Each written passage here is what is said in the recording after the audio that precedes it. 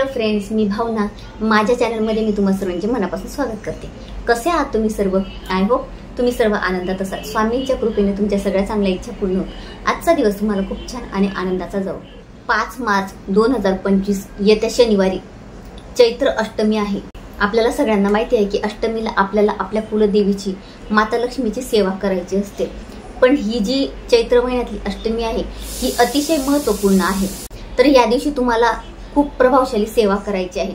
जर ती सेवा तुम्ही केली तर तुमच्या आयुष्यात कुठलंच दुःख राहणार नाही. तर त्याबद्दलच आज मी थोडक्यात माहिती देणार आहे. जर तुम्ही माझ्या चॅनलवर नवीन असणार आणि पहिल्यांदा माझा व्हिडिओ बघत असणार आणि तुम्हाला व्हिडिओ आवडला तर व्हिडिओला एक लाईक आणि चॅनलला सबस्क्राईब नक्की करा. प्रकट दिनाचा जो मी ब्लॉग केला तर स्वामींच्या मूर्तीला खूप छान छान कमेंट्स आलेले आहेत. म्हणजे ज्या ताईंनी ज्या दादांनी मला कमेंट्स केले आहेत तर त्यांचे मी मनापासून आभार व्यक्त करते. त्यांना मनापासून थँक्स. पण बऱ्याच ताईंचे असे प्रश्न आहेत की ताई ब्लॉग इतका छोटा का केला. कसं होतं की म्हणजे बघणारी व्यक्ती ना कंटाळते म्हणून मी छोटासा ब्लॉग केला. पण तुमची जर इच्छाच आहे म्हणजे बऱ्याच मला कमेंट्स आल्या की ताई ब्लॉग करताना मोठे करत जा. एकतर माझे ब्लॉग खूप कमी असतात तर नेक्स्ट टाइम मी लक्षात ठेवेल ब्लॉग करताना मी मोठाच करेन. तर अशाच मला छान छान कमेंट्स करत राहा आणि असाच मला नेहमी सपोर्ट करा. तर आपल्याला अष्टमीच्या दिवशी कोणती सेवा करायची आहे त्याआधी ती सेवा केल्याने तुम्हाला काय फळ मिळणार आहे. कारण कुठली सेवा करताना आपल्याला फळाची अपेक्षा असते.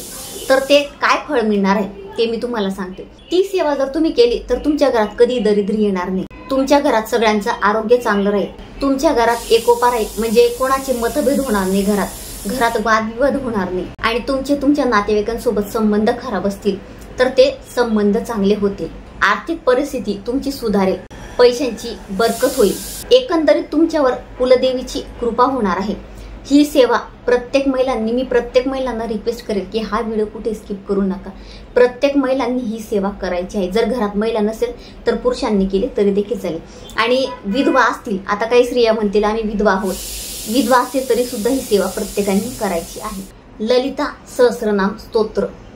बऱ्याच जणांना हे स्तोत्र माहिती नसेल. हे आपल्या नित्यसेवाच्या पुस्तकात आहे. तर हे स्तोत्र अतिशय प्रभावशाली आहे. या स्तोत्राचं तुम्हाला 1 वेळा, 5 वेळा, 7 वेळा, 9 वेळा किंवा 11 वेळा पठण करायचं आहे. कमीत कमी 1 वेळा तरी पठण करा. ही आपल्या कुलदेवीची खूप मोठी सेवा आहे. ज्या घरात कुलदेवीची सेवा होते त्या घरात कशाचीच कमी भासत नाही. ही गोष्ट तुम्ही लक्षात घ्या. धूपदीप लावा आणि आपल्या देवासमोर बसा आणि कुलदेवी समोर बसून तुम्हाला ही सेवा करायची आहे. लक्ष्मी प्राप्तीची, आपल्या घरात सुख शांती येण्यासाठी, आपल्या घरात शांतता राहण्यासाठी, आपल्या घरात सर्व काही चांगलं होण्यासाठी ही अतिशय प्रभावशाली सेवा आहे.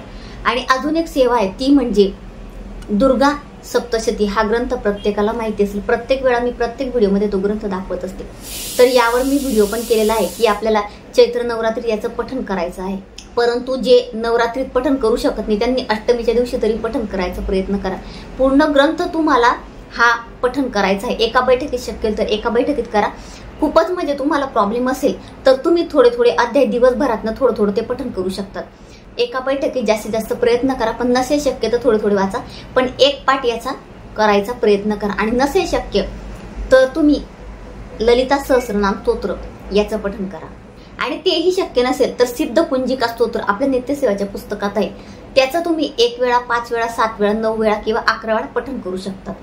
एकच दिवस तुम्हाला ही सेवा करायची आहे. दुर्गा सप्तशतीच्या 12व्या अध्यायात 4, 5, 6, 7 या श्लोकात असं दिलेलं आहे की अष्टमी, नवमी आणि चतुर्दशी या दिवशी जर ललिता सहस्रनाम स्तोत्र याचं पठण केलं, ज्या घरात याचं पठण होईल तर त्या घरात कशाचीच कमी भासणार नाही. जे काही मागच्या जन्माचे पाप असतील किंवा जी काही त्या घरावर संकट असतील ती दूर होतील आणि पुढची संकट येणार नाही असं त्या पाठात दिलेलं आहे. म्हणून तुम्ही ललिता सहस्रनाम स्तोत्र 1 वेळा, दुर्गा सप्तशती याचा 1 पाठ किंवा सिद्ध कुंजिका स्तोत्र याचं 1 वेळा पठण करा. म्हणजे 1 वेळा तरी करायचा प्रयत्न करा. आणि अतिशय प्रभावशाली सेवा म्हणजे कुंकुमार्चन करणं. कुंकुमार्चनवर मी बरेच व्हिडिओ केलेले आहेत आणि कसं करायचं ते पण सांगितलेलं आहे.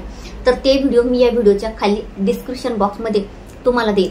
बऱ्याच मैत्रिणींना डिस्क्रिप्शन बॉक्स म्हणजे कळत नाही. तर बघा आपला जो व्हिडिओ असतो, आता हा व्हिडिओ आहे त्याच्या खाली तुम्ही जिथे मी टायटल देते टायटलच्या साईडला बघा 3 डॉट असतात. तिथे साईडला मोर म्हणून ऑप्शन असतं, त्या मोरमध्ये तुम्ही गेले की तिथे खाली तुम्हाला डिस्क्रिप्शन बॉक्स दिसेल, तिथे सगळे मी व्हिडिओ देते, तिथून तुम्ही तो व्हिडिओ बघू शकता।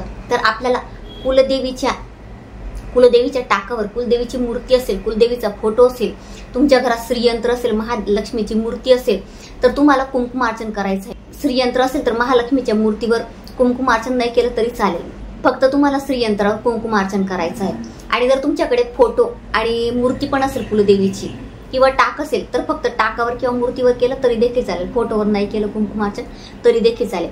पण ही सेवा प्रत्येकाने करा। आणि कुंकुमार्चन करत असताना कुंकू केमिकल युक्त घेऊ नका, जो हळदीने बनलेला असतो, ओरिजिनल नॉन केमिकल तोच घ्यायचा प्रयत्न करा। तर महिलांनो, ही साधी सोपी सेवा मी तुम्हाला सांगितली, ही सेवा जो कोणी करेल त्याच्या घरात कशाचीच कमी भासणार नाही।